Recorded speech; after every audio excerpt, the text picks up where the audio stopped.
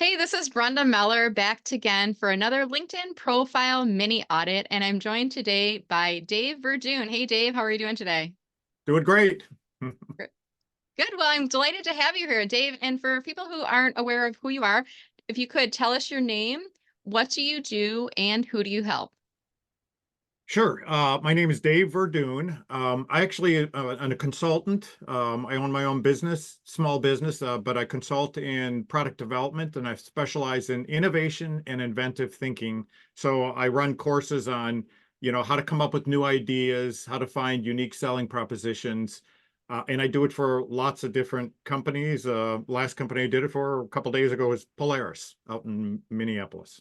Oh, very cool. Awesome. Well, here's what I'm going to do. I'm going to share the screen so that we're looking at your profile together here, Dave. And I'm going to be giving you some pointers on LinkedIn. And I always like to start with, are there any specific questions you have that you'd like me to address, or are you just open to some general feedback here? Well, what I'd like you to tell me is as you're looking at this old profile, what are the things that, boy, do I need to really update? Because I really haven't touched it in probably 3 years, Okay. maybe more. And Mhm. so I need some help in that. So general feedback. Okay. So General I'm going to feedback is great. Yeah. Yeah, I'll Yep. I'll start with the top of the profile because I think it's such an important area and that keeps the right people on your profile and it pulls them through your profile a little bit longer. So we've got two visual images. We've got your headshot photo and then we've got your banner image in the background. I'm going to give you recommendations for both. First, your headshot photo. It does look like a clear photo. We can see your face, but it looks like it might be more of an amateurish photo. I'm wondering if you might have a professional headshot photo. Do you have a professional headshot, Dave? That's as professional as I have, Okay. but I could get one. I would highly recommend it if you have Yeah. access to a professional headshot photographer. In Troy, Michigan, my go-to guy is Scott Lawrence, and he's got a studio, and you can go to his session, or you could go to like a J.C. Penney or Family Studio or something like that for some less expensive options. But I always feel like having a professional headshot photo, it sets the right tone, and it gives people a quality impression of you. And you're a consultant, Dave. So, your services, I'm sure, are not inexpensive and you want to project a quality image to profile visitors. Keeping in mind here that even if you're not on LinkedIn all that much regularly, people are using LinkedIn as a professional directory. So they might be looking you up before deciding whether or not to do business with you, before deciding whether or not to reach out to you. So we want to make that quality image inside that headshot photo session.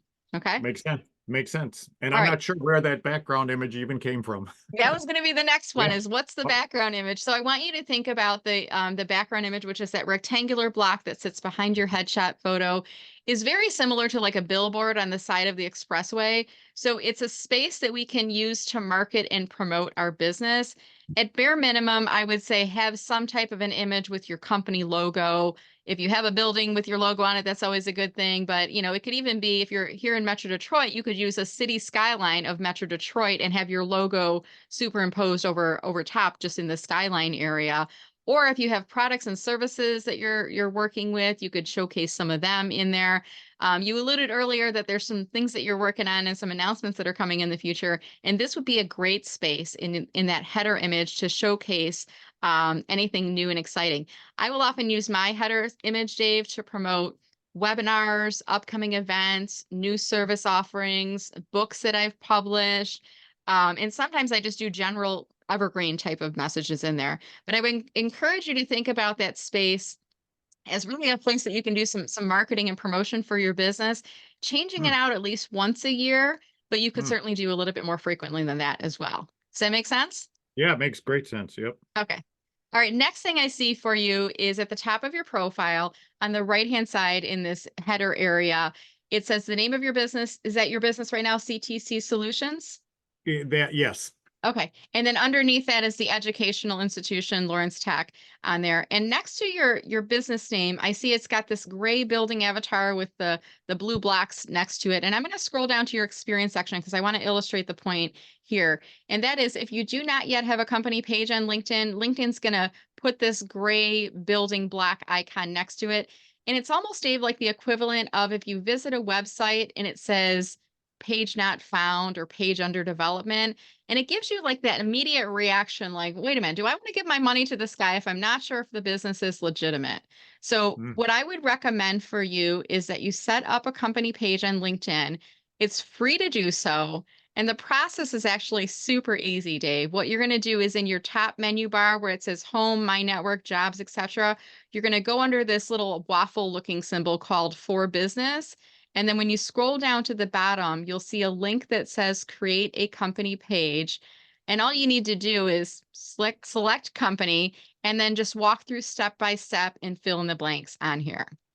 Now, the important thing is that you do need to upload a logo for your company, and this is like a 300 by 300 square, keeping in mind that this is an avatar version of your logo. It's going to be really tiny on your profile. So it might just be a symbol that's a part of your logo or just the initials. It doesn't need to be the full company name. And then after you're done filling in that information, you click on I verify, create page, and it is done. And then after you've created the page, you'll need to go back into your experience section and edit your employer so that it's linked to the page, and that way the logo will be pulled in there. And then once that logo is reflected in the experience section, you'll click on save. It'll be inside here, and then you'll also see your logo at the top of your profile. Now, that was a really quick little masterclass in your company page, but the good thing, Dave, is you will get the playback. This will be on YouTube, so you can watch it again. And I've also got a blog and a video for you on creating a company page. How does that sound? That sounds good. Good. Okay. Moving along here, I know you said it's been a little while since you've updated and reviewed your profile. So I'll just give you some general feedback here. I want to go easy on you because I know it's been a little bit, and you've also been really busy. So I'll just say, generally speaking, I want you to spend some time going through your profile from top to bottom and thinking about all the information you have on here, and it's being read by your ideal target audience, someone who might want to do business with you. So is your headline still relevant based on where your business is at today? Is your about statement still descriptive of what you do, who you help, and where people can go to learn more about you? Are the items you haven't featured still current items that you have inside there? And looks like you're a speaker on stage. Is that right? You've been speaking at events? Yeah, that was one in Dubai, actually. Yeah. Yeah, it's impressive. So just thinking about, getting some of that information refreshed inside there. And I think that can go a long way to serving your profile visitors, Dave, even if you're not super active on LinkedIn on a long time. How does that sound? Yeah, that's good. Good. I got a question if you scroll down, if I'm allowed to ask a question here real quick. Absolutely. Yep.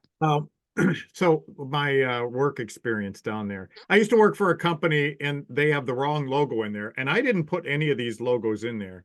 Yeah. But is that something that's easy to change? The one So this is American Supplier Institute, the third one down. the third one down. Unfortunately, you cannot change that. The logo is set by the organization. So is it possible that American Supplier Institute was bought out by?